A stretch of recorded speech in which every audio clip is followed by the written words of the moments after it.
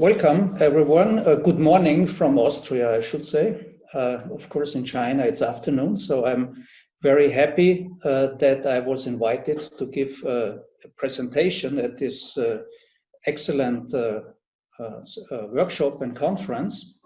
And before I start, I also would like to congratulate Supermap to the great achievements they have made in their software. Actually, many of those things that I have been also talking about for quite some years that should be included and should be added to GIS have already been realized by Supermap. So let me now start with my presentation. I would like to start with some Chinese wisdom.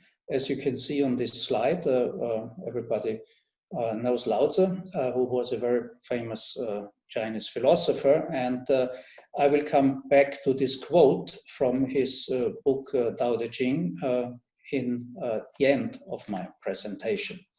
So let us first have a look at GIS and geoinformation science, how that developed over the years. And as our conference host has already introduced me, I have quite some time in this business. So actually I started in the 1980s in the GIS business. And in this one slide here, I have summarized briefly what is the development of GIS from its early beginnings in the 1960s through the 1980s, 1990s, and through the decades until today. So we started very simple with GIS software that wasn't really working. Many things had to be developed. There were no databases at that time. There were no suitable data structures. Topology had to be introduced into GIS, but slowly and gradually it developed over the time, so until the 1990s and the early 2000s that it became widespread and used everywhere. And today we are in an era where we have GIS in many, many different places and applications, and also in parts of our life where we don't actually realize that we are using GIS. Now, how did this first GIS software look like? In the early 1980s, a GIS was basically a piece of software that provided functions for data input, some sort of data storage, analysis, output, and visualization. But the theoretical foundation of GIS, the underlying principles, were basically only some data structures and algorithms. There was no real theory behind it, and there was also not much known about data modeling as we talk about it today. So in these early years of the 1980s, as I said, that was my first time to be involved with GIS. So it was actually 1981. What you see here on this page is a report, or basically a project specification for GIS software development, which was my first job in GIS, in the GIS field. So it was in 1981, but actually what you see here already at that time, we are using the principles of topology for data structuring, which is an absolutely central topic in every GIS. And we produced horrible maps at that time, as you can see on the right-hand side. So that was the type of maps that were produced around the years 1985. Now, with these simple structures, GIS developed further in the 1990s, where we already had some theoretical foundations for GIS. We were talking about spatial relations. We were talking about a lot about topology. We were talking about spatial modeling, and we were, of course, which is extremely important also today, talking about management and geoinformation infrastructures. Even today, geoinformation infrastructures are of extremely importance because GIS is so widespread, and as I will come back later, and we have heard also yesterday, the amount of data is enormous and requires a lot of administration and necessary infrastructure, not only management infrastructure, but also technical infrastructure. So after these years, GIS finally evolved into what we today call geographic information science or geoinformation science. Now, what do we understand with geoinformation science? Geoinformation science is basically an integration of different disciplines that deal with spatial information. And it is a science that does research on the generic issues that surround the use of GIS technology. So it is both, it is research about GIS and it is research with GIS. And since GIS is dealing with spatial information, there are a lot of disciplines, the technical scientific disciplines that are involved in this geoinformation science, which I summarize somehow on this slide. So we see the disciplines of geography, GIS, remote sensing, geodesy, photogrammetry, cartography. They are all dealing with spatial information. They are handling spatial data, they are producing spatial information, and they have a lot of overlapping areas. And this is also one of the reasons why geoinformation science is sometimes discussed very controversially, because some of these disciplines, or sometimes one of these disciplines that are shown here in this slide, would claim that they are basically the core of geoinformation science. But my message is geoinformation science is more than its parts, or that more than the involved disciplines. It is really an integration of these various disciplines that of course have their right of their own. Now, when we look at these systems and when we look at how we are dealing with spatial data and spatial information, we could summarize that also in part in this slide. We are going from data to information and from information to knowledge. Data is something that has no real value, or how should I say, that doesn't carry much in itself. Only after we analyze the data, we do data processing, we extract information from these data. And when we use our reasoning, we can extract knowledge or acquire knowledge from the information.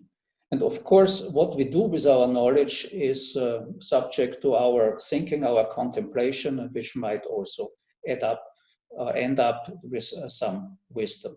But the data acquisition, the analysis, and the reasoning processes are all happening in the context of our geoinformation systems and the geoinformation science. And one of the crucial parts is a database, or databases that contain, that hold our data. And in order to create and to design databases, we need modeling. We need data modeling, we need database design. Now, what is a model? We know traditional and conventional models in our field. There are basically two types of models, maps and databases. Maps have been models of our reality for centuries.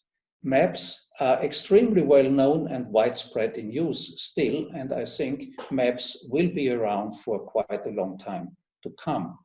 But the role of a map to be a storage of data is basically changed through the GIS technologies, and the role of the map has ended to be a storage device. A map is a communication means, one of the communication means that we have, and the storage function has been taken over by databases. Now, for databases, we need of course the data modeling. And when we talk about modeling, I always like to present one slide showing you a philosopher that some of you might know, Ludwig Wittgenstein, who was a Austrian philosopher who also worked in the United Kingdom for quite a long time. And he published a book in 1921, which he called Tractatus Logico-Philosophicus, that's in Latin for logical philosophical treatise, where he claimed he had solved all the philosophical problems of the world. Of course, later on, he found out that it's not quite like that, and he also wrote very different types of philosophy. But why do I mention this book here? In his book, he wrote kind of theorems or sentences, and one of them is, he says, a picture is a model of reality. He also says what constitutes a picture is that its elements are related to one another in a determinate way. And finally, he says the fact that the elements of a picture are related to one another in a determinate way represents that the things are related in one another in the same way. So the things are the things in the real world, and the picture shows a model of reality. Now, this is his philosophical definition, what is a model of reality. Now, let's use the same quotes and replace a few words. For example, replace picture with map or database. You could say that a map or a database is a model of reality. What constitutes a map or database is that its features or objects are related to one another in a determinate way. And finally, the fact that the features of a database or the objects of a database are related to one another in a determinate way represents that the phenomena are related to one another in the same way. So what I mean here is taking some philosophical consideration and converting it into a geo-related environment, we can have a very nice definition of what is a model of reality. And as we know, maps and databases are models of reality. Now, what's happening when we do this modeling?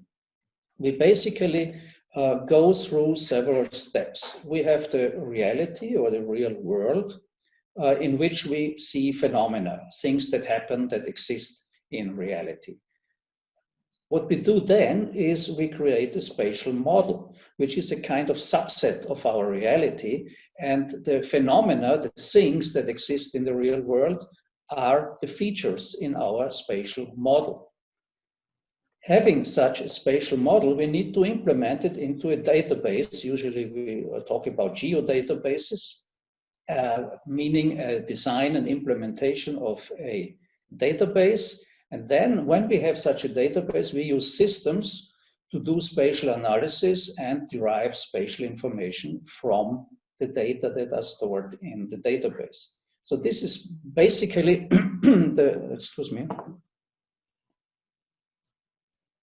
this is basically the way how we do modeling and analysis in the geo environment. Now, we do not only have spatial models, actually we have today spatio-temporal models, meaning we always and also have to consider time in our data, not just the geometry, the 2D, 3D data, we also have to consider time. Sometimes people talk about 4D, meaning 3D plus time. I prefer to talk about spatio-temporal or 3D plus time, because time is not really a fourth geometric dimension. Of course, when we talk about physics, we would talk about space-time, but this is a somewhat different issue here. Now, what we also need is, of course, we need temporal models.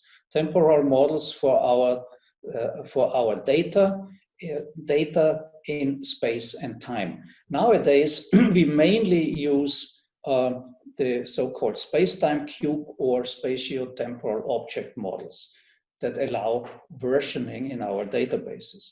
There are several types of models that we can use for modeling time in our systems.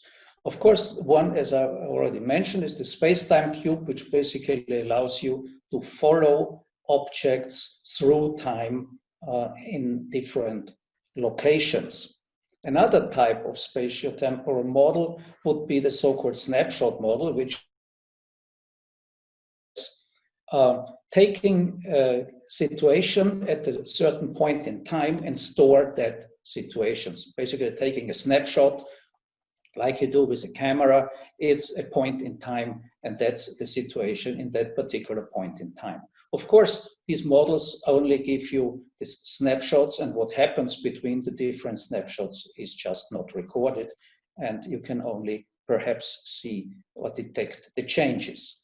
Another type of model would be the space-time composite model, which is a model that basically overlays all the different snapshots, if you will, and then stores all the intersections, meaning decomposing all the objects into their basic parts as they exist in one particular point in time. And from that, individual pieces you can piece together, or you can put together the objects at a certain point in time.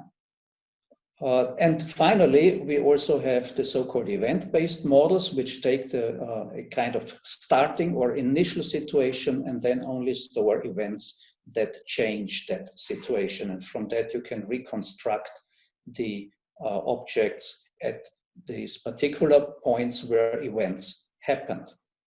And finally, I mentioned the spatio-temporal object model, which is perhaps the most sophisticated spatio-temporal model, which takes objects and looks at versions of these objects, meaning how these objects develop or evolve over time.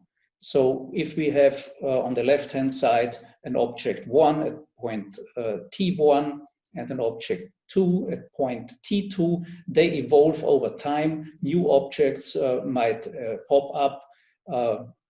Existing objects might disappear or might be modified, and this is basically what we understand in with versioning in databases. And of course, we have such systems where we can deal with database versions.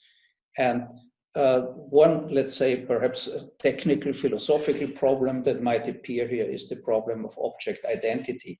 When does an object disappear and become something new, basically meaning when is it not the same object or the object that it was initially anymore and is something completely different. But it is perhaps one of the most comprehensive approaches that we can have in our spatio-temporal databases. Now, such approaches would finally end up in a database design, and what I say on this slide is the traditional relational database design as we used to do in our GIS. We would take the real world, design a spatial model, meaning deriving a kind of subset from reality or a mini world, and then go into usually a relational database to implement that model. First with a conceptual schema of the database, then translate it into a logical schema, and then implement it in a relational database.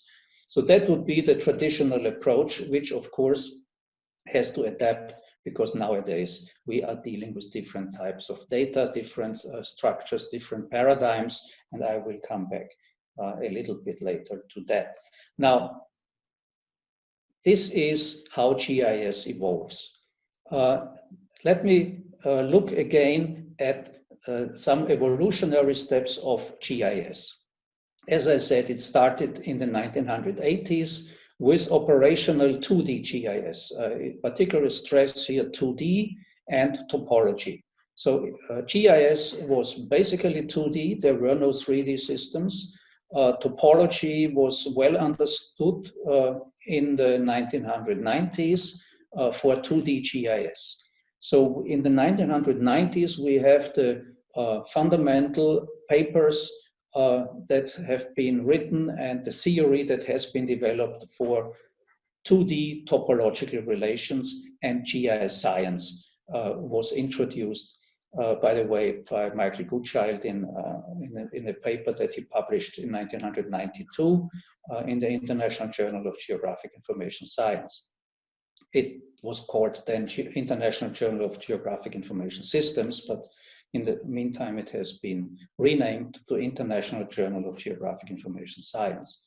Now, in the late 1990s, we see that the GIS evolved into an integrated system that could deal with vector and raster data in relational geodatabases and integrated spatial analysis. Up to that time, mostly we had a separation between GIS that mainly dealt with vector data and image processing systems that dealt with image data. But GIS, it was realized that GIS must be able to handle both types of data, and that actually was realized in the late 1990s. So the second evolution step then brought us into the 21st century, where we found GIS to be everywhere. GIS became ubiquitous, but still was a monolithic system, meaning it was basically one piece of software that was installed on a single computer, and it had several hundreds of functions, and most likely we used only 20% of all the available functions. Now, later, in the late 2000s, operational web GIS with spatial analysis functions became available. So we really had web GIS. And later on in the 2010s, we see a modularization, first real 3D functionality in GIS, time-related data models introduced into GIS, and managing unstructured big data. Now, this is nearly at the time where we are now, but let me look now at the time where we are now and where we might go into the future. So the GIS evolution, step 3 and beyond. In the late 2010s, we have real-time GIS, we have machine learning, we have system integration, so we integrate CAD systems, BIM, LBS, and other systems. And as we have seen yesterday in the introductory presentations, the great presentations about SuperMap, we see that SuperMap software and, of course, other systems provide already that integration of 2D and 3D, offer artificial intelligence, and allow the use of various types of database models, SQL, non-SQL database models. I say here GeoAI, Geo-Artificial Intelligence after decades of stagnation. I will come back to that in my outlook. And what are the future challenges of GIS? Well, I call it intelligent GIS. Should be cloud GeoAI for everyone. Meta processing, I again will come back to that. It should be a natural GIS, and we should have, and we will see new interfaces, human-machine interfaces, and we will see new display technologies like electronic paper or holography. Now, all these changes that have brought GIS to the current stage require, of course, a different type of database concepts. Now we have different types of database paradigms, SQL, NoSQL. I don't use here the word big data. I already used the word huge data because the data amount is getting bigger and bigger. Distributed databases, distributed processing, as we have heard yesterday. Now, a few words about artificial intelligence. As we also heard yesterday, it's not a new thing. It's actually was introduced in about 1956. There was some enthusiasm, but nothing really substantial happened. It slowed down in the 1970s. Then there was a hype of so-called expert system in the 1980s, and again followed by a decline in the 1990s and early 2000s. Only in the recent years, the strong increase in computing power, the big data issue brought a further development of AI with data mining, machine learning, and deep learning. Now, this AI will stick with us and will help us a lot, but also component-based systems and AI in the cloud will help us a lot and will come. So we will, and we already see non-monolithic systems, but distributed cloud systems that offer us functionality in the cloud and tools in the cloud. We don't need a monolithic system anymore. Simply speaking, what we need is a web browser, a thin web browser, a thin client, but with a thick functionality in the cloud. So what we are going towards is something, or what we are aiming at is something like, we all know Siri, we know Alexa, some of you might know Wolfram Alpha. So, but it should be a Geo Siri, a Geo Alexa, a Geo Wolfram Alpha that will be available for everyone and everywhere. I'm sorry to interrupt, Professor Kainz. Yes. You still have 4 to 5 minutes. Thank you very much. Yes, I will. It's already one of my last slides. So we will also need a better use of metadata, which I call meta processing. Currently, we store metadata for our data in our systems, but we hardly use the metadata except for looking at them and storing them. But if we would use the metadata for our spatial analysis, we could avoid nonsense operations like intersecting or overlaying data sets that have completely different spatial accuracy. And of course, the results will be also useless in that. So what we know all error propagation. So what about quality propagation? The quality of data, how does it propagate through spatial analysis? And we need more natural GIS, meaning we have to consider uncertainty in the representation and the spatial analysis of our phenomena, because we do not live in a binary world, which is black and white, and uncertainty is rather the rule than the exception. So when we have such an intelligent GIS, that brings me back to my quote in the beginning. So without leaving home, you can know the whole world if you have an intelligent GIS. This is actually the end of my presentation. On the lower right corner, it says "Xie in Chinese. Thanks for listening and thanks for having me at this conference. Thank you very much.